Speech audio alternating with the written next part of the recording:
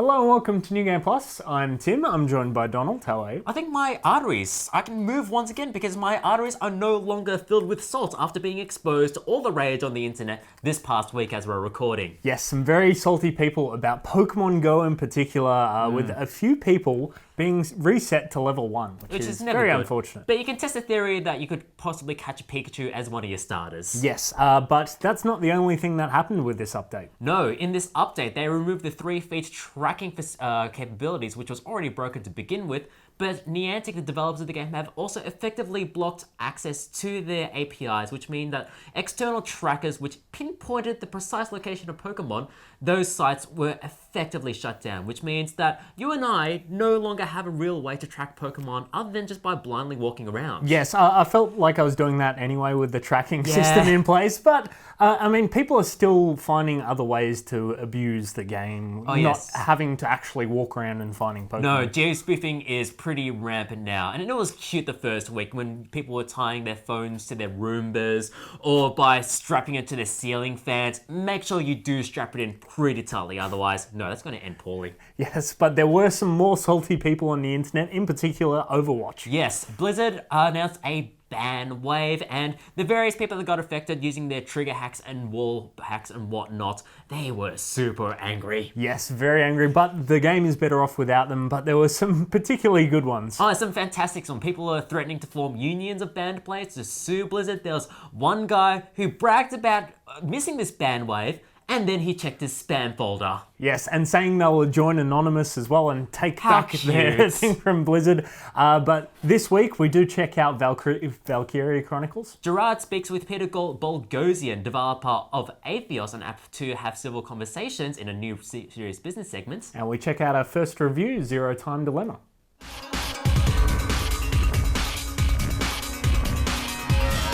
And like it descended from the heavens, Jamie, we finally have the last installment in the Zero Escape franchise in the form of Zero Time Dillemma. Thank you, Basey Chikoshi. Yes, thank you very much, God, Kami-sama, and everyone else involved for bringing this game down for us. So That's a lot of thanks. it's a lot of thanks. It is, because it's a game that never would have seen the light of day except for the fans, the very vocal fans.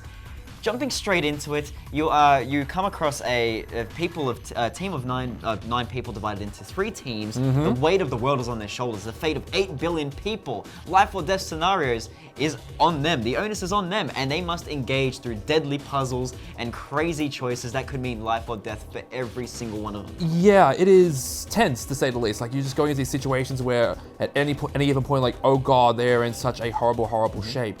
But kind of the thing that really takes me about this game is, compared to the other 2 games, which were pretty much straight visual novels, this one has a very different presentation. This one has a lot more cinematic cutscenes, like a lot of it's also super non-linear, which is really interesting. Yeah, so taking in the form of a point-and-click adventure puzzler, you go around solving particular puzzles in quest rooms, escape room puzzles, very, very standard fare in the series, in 999 and Virtue's Last Reward, the games that precede Zero Time Dillemma, and there's also in the form of cutscenes. So instead of visual novel elements, there's a lot more voice acting, a lot more animations, albeit done quite poorly, but considering 7 people made this game. 7 people made this entire game, so it is a testament that this game even exists. It's also a lot simpler. Like, there's a lot less kind of just crazy scientific theory and just all this other random batshit stuff.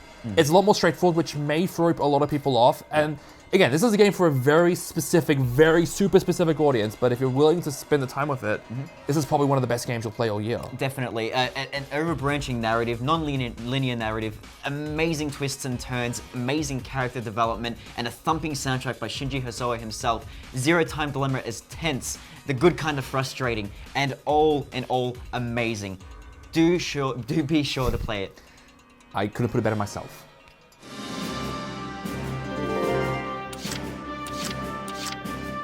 So we're here to talk today about Valkyria Chronicles Remastered, which is the remaster of the original Valkyria Chronicles for the PS3.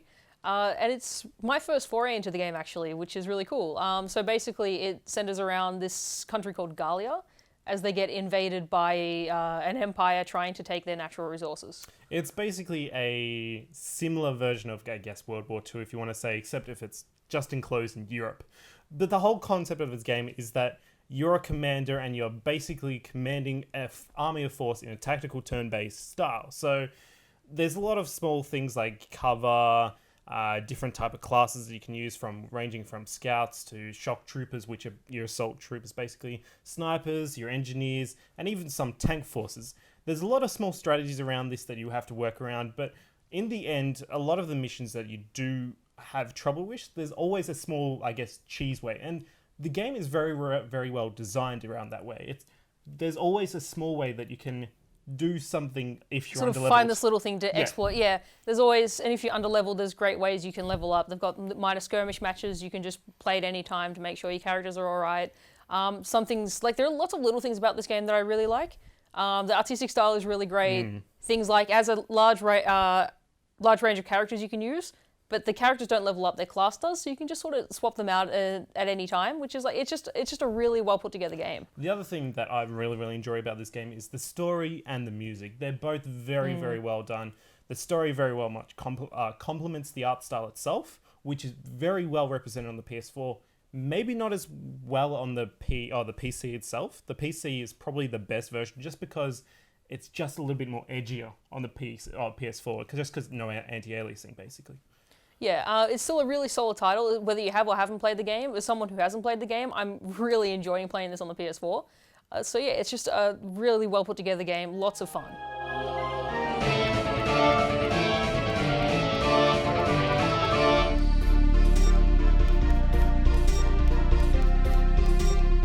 Hello, welcome to Serious Business. And today with Dr. Peter Borgosian from Portland State University. Welcome, Peter. Thanks for joining us. Thanks for having me. Appreciate it. Now, I love Australia. It's good. Big fan. Big fan. Yeah, well, it's interesting in America at the moment. So it is. Yeah, it's really good to be here. You like us better. Yeah, I might be here if one of the candidates becomes president. I might have to seek refuge here, asylum. You developed an app. Now you developed an app in community partnership with the Richard Dawkins Foundation to do with conversations around religion and religious dogma and that. Tell us a little bit about why you developed that. We developed the app. The motto of Portland State University is to let knowledge serve the city. So we developed the app called Atheos. Each question is designed to intervene in people's cognitions, to help them break through dogmatism, to help conversations become more civil, and it deals with questions from the Falun Gong, religious questions, spirituality, you name it, it's in there. Thousands and thousands of fields that help people have more productive conversations to give the gift of doubt. That's what it's about. Is a regressive left like a neo-left, like a reaction to that, or something just a hard line sort of, or is it just purely a will to dominate and control discussions? I think it's a new kind of authoritarianism. It's a kind of the term was coined by Majid Nawaz, and my new book is about part of that Letters to a Young Liberal, the problem with the regressive left, and what liberalism is, what leftism is, and the regressive left want to regress back to previous states where we had, for example, separation of the genders. They want to go back to a prior time which is not in line with the tenets of classical liberalism at all. And we can talk about that, might bore people, but the problem is that we have a new sort of authoritarianism that we see in the right. My suspicion from what I've heard is you see it with Pauline Hanson, you see it with people here in this country. Yeah, and so we don't want this country, especially since I'm a Sikh, Trump gets in, I'm coming here. We don't. We don't want to see these incivilities fester and then become some sort of armed insurrection. Or we don't want Turkey where we're torturing people. We want that we need to re-inject civility in these things. That's one of the reasons that I developed Atheos, is to help people have more. To help people have conversations in a way that can break through dogmatism. Because a lot of times people will hold beliefs, not everybody, the example that we spoke of before on campus, you don't pollute because you think you're a better person. You pollute for some economic interest. But often people hold beliefs because they think it makes them better people. So how do we break through the idea to help people to be more reflective and evaluate their beliefs? And that's what the app is about. I mean, I did like the app, how it It's almost like Mass Effect with the Paragon Renegade thing, where you got good answers and bad answers. But when I selected, I don't want to talk about it because most people are stupid. It actually said no.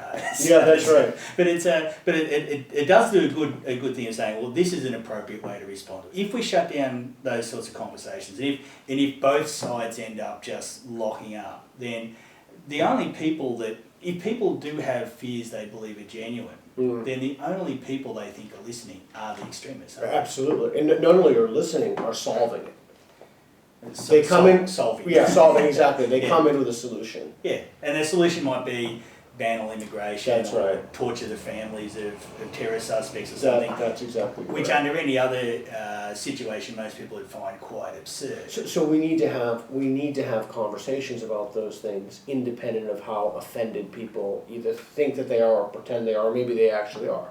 I mean, so because if we don't have a conversation about torturing the families of terror suspects, then you're going to have a presidential candidate who wants to do that. And we need, and you being offended isn't going to make him go away. In fact, you being offended was one of the causes of his rise in the first place. The beliefs are very important to some people, but we just have to, all beliefs are, and if you think that, and I suppose if you think that religious beliefs are a bad thing, but if you have the regressive lifestyle beliefs, you're really just being the same, aren't you? You're just locking we down. have to create a culture that makes it acceptable to ask people hard, probing, thoughtful questions about what they believe, and more importantly, why they believe it. That's the linchpin. Is it the same method they use to believe some things? Well, in this case, the propositions of religious traditions, do you use that method for anything else? Well, they don't. They don't use that method for anything else because they can't rely upon it that will lead them to the truth. So why do they rely upon it in this domain?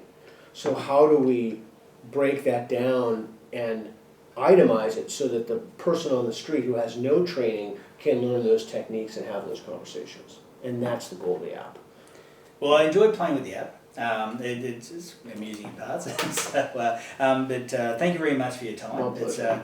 We can talk for a lot longer, I'm sure, but we're going to be stuck on what we can put on the show on YouTube. But thank you very much. Appreciate it. And good luck with the app. Atheos. ATHEOS. Yep. Download it. It's free. Haven't played. It is an interesting tool for learning, if nothing else, how to talk with other people in a way that's not confrontational. And I think that's something we should all really look at doing across the board in a way that we can actually. If you believe something wrong and it's changed, you've actually got better. If you believe something and it was right and it hasn't changed, well, you're exactly where you are. So you should always ask questions. Right. So thank you very much. Thanks for your time. Appreciate it. Thanks.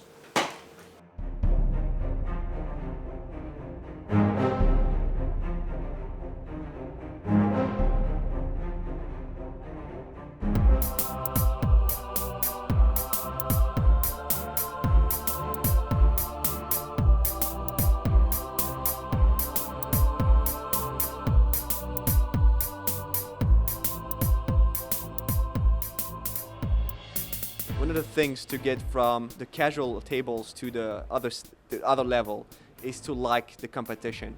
You don't just win, you need that motivation to win.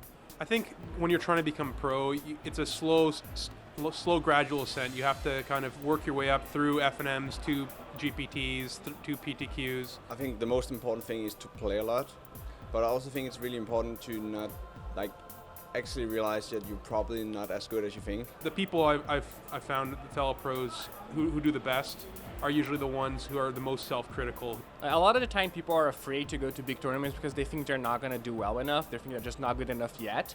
But I think this is how you become good enough. For me, the biggest thing was just going to a lot of events. Because it makes you so much better just being exposed to, the good players and the high level competition. And just week to week, you just improve. You have to improve because you just want to keep up with them, and it's a lot of fun too. You don't get burnt out easily that way. Just don't be afraid to do badly. That's how you get better. Find people that are like-minded and just jam in a lot of games and If you want to get better, you're going to have to be hard on yourself. Be willing to travel. It's not always going to be fun. But obviously, hard work is the core of getting better at anything. Secondary networking, tertiary research, It's important to sort of realize that it's a game with a lot of variance. You're not going to win every tournament you play. Think about what you could do to improve your play, what mistakes you made, and just keep going to tournaments. And like if you get there, you get there, but don't put everything on winning the next tournament. Just treat it as a game. Other than that, a lot of it is just about mindset. A lot of people play very few major tournaments and then are really disappointed when they don't do well. But you have to understand you're not going to do very well at a lot of tournaments. So the thing that helped me the most is like read and watch a lot of content on internet. And there's a bunch of sites you can visit. The easiest way is through like reading the pro players' articles and just watching videos of other people playing. I always liken it to video games. When you play a video game and you go up a level and everything's suddenly a little faster and hits a little harder and you're like, what's going on? And your reaction time is just not there yet. And the best advice I can give is be bored. To me, the players who level up are the players who are able to sort of roll with those punches. Because when you get excited, you do excitable things. You forget that your opponent has that removal spell, or you forget that you saw something when you thought seized their hand like way back on turn 1. But really, it's like leave yourself open to admitting what you don't know, and that there are people out there who've done more than you and are better than you, and that they can help you, pull yourself up to that next level.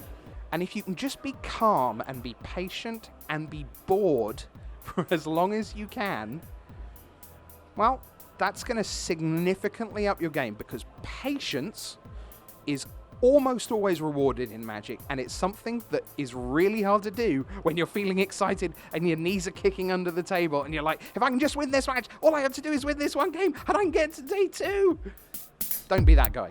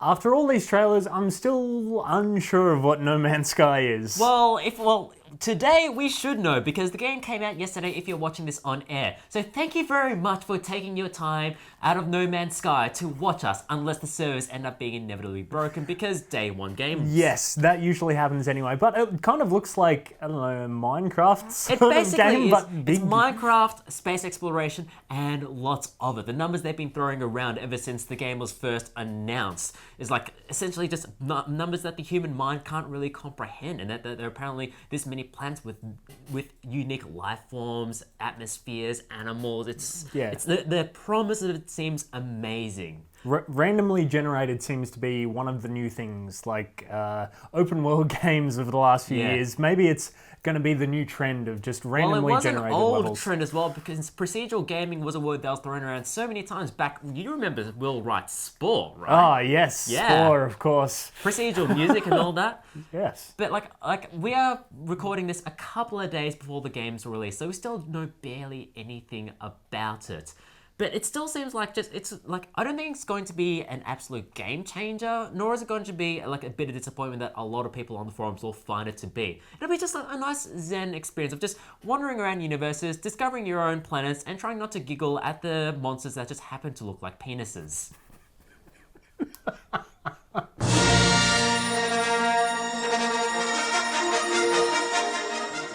So we're here to talk about LEGO Star Wars The Force Awakens. It's just come out. So okay. You love Lego games, don't you? Oh, look, they're my favourites, especially after I've hit myself in the face with a hammer a few times. To me, the Lego games have always... They started off as like an interesting twist on licensed franchises. Yeah. Obviously, it started with Star Wars. Star Wars was the first one. And they did like Indiana Jones. They've done DC superheroes, which some of them have been okay games. Yeah. The second DC superheroes one, I'm pretty sure, was the good one.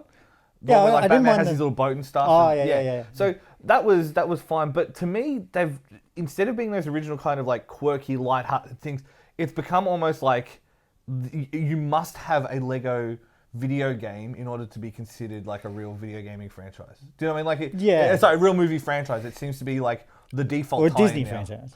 Wow. So I guess the question becomes like, is this one actually fun? Because they are very hit and miss. Some of them are really fun and some of them are just meh. Well, this one has some new mechanics which are quite fun. Like there's actually like cover-based shooting in it. There's instead of like you get a pile of bricks that jump around and you can build stuff out of them, but sometimes you have to build this to lift that up, and then you build this to operate it. So like a multi-tiered build kind of thing, right? So, but yeah, it's a bit hit and miss, like getting the right order sometimes. Yeah, but right. That's not pretty bad. But I mean, it sounds like to me that's just trying to add complexity through mundanity. Do you know what I mean? Like it's So I guess the question becomes like, you know, they are always kind of fun takes on the Star Wars universes, but since Disney's now at the reins, have they been a little bit less willing to kind of take the piss like they used to in the old ones? There's still some funny moments. Like there's a moment in this one with Kylo Ren going back to his room and he's got like posters of Darth Vader everywhere, like an angry teenager. But so basically the movie then. Yeah. Yeah. Right. But I mean, I guess the question becomes like, you also have kids, so I'm never going to have to view this from the point of view of, is it still playable for kids? My kids loved it, but the glitches in this new game are just breaking them. So I mean, if they're that bad that they're waning your kids' enthusiasm, like they must be pretty bad. So sometimes a character will go missing, and you need that character for the puzzle. Another time there was like a pipe dream kind of puzzle where a ball had to roll through a pipe, and you had to open gates to get the ball to the end. It wasn't a ball; it turned sideways inside the pipe, and it was a cylinder. Nice. And it wouldn't keep going. There was a huge patch like day one. And another patch about a week later, and then the patches invalidated your save files. Nice. So all the crap that you wouldn't get away with on a mainstream game without like NeoGAF blowing up. Yeah. But yet because it's a game for kids, like people just think they're gronky kids who've deleted save and files. sometimes the multiplayer might be causing those problems because my kids decide, you know, one wants to do that puzzle while the other one wants to change character at the same time. But I mean, even still, they've got to know that the game's going to have to deal with those kind of limitations. Well, that's their audience. I suppose, exactly. So, Well, I guess the question becomes: is it still worth playing? Like from a personal point of view, and from the point of view of having it as a family. Yes, but the glitches will get to you if they aren't fixed soon. So, but yeah, very, very good game. Okay. Now, Tim, I know we should talk about the game that was just reviewed, but you really want to talk about Dota 2, don't you? I do, because the group stages are now done and dusted. The main event should be starting, and Grand Final, if you're not going to tune into anything else, the Grand Final will definitely be something to tune into Sunday morning for Australian viewers. And like the last year's Grand Final was pretty good. Like it wasn't TI3 levels of excitement, but not much can be TI3 levels of excitement. Yes, but it was still good because it was America versus China, and we got new winners being EG. But this time around, it's much more open. The field is very competitive, and the top 16 teams looking like almost anyone can take it, bar a few teams. What about your favorite team? They'll need to have probably a very good run at the lower bracket because group stage, they're not doing fantastic at the moment. No, they but are that not. said, no one is really dominating group stage at time of filming. So here's hoping Na'Vi will do well, but there's certainly some interesting teams. The wild cards came through, and you have Cinderen's team, which has always been terrible in the main event, but they've come through so many wild cards that I think that experience will come through, and maybe they'll get a good placing. And so there hasn't been any stage experience like the international main event, has there? No, there hasn't. So it's been really good having these big tournaments coming up and the major system as well. So you're getting this steady flow of income for these players. It's not a salary system like Riot does, but it's so much more money for rewarding the elite of Dota 2. And a fantastic, fantastic game to watch. And even if you don't entirely understand the mechanics and the depth of the game, it's a great spectator sport as well. Or at the very least, if you're just shallowly invested in the system, you still get some pretty good skins out of it as well. Yes, you do. But that's it for this week, so please visit our website, www.newgameplus.tv. Like us on Facebook, facebook.com/NewGamePlusTV. Follow Twitter and Instagram at NewGamePlusTV. And subscribe to us on YouTube and Twitch. We are NewGamePlusTV. One word, no spaces. Thank you, Donald. Thank you, Tim. We'll see you guys next week.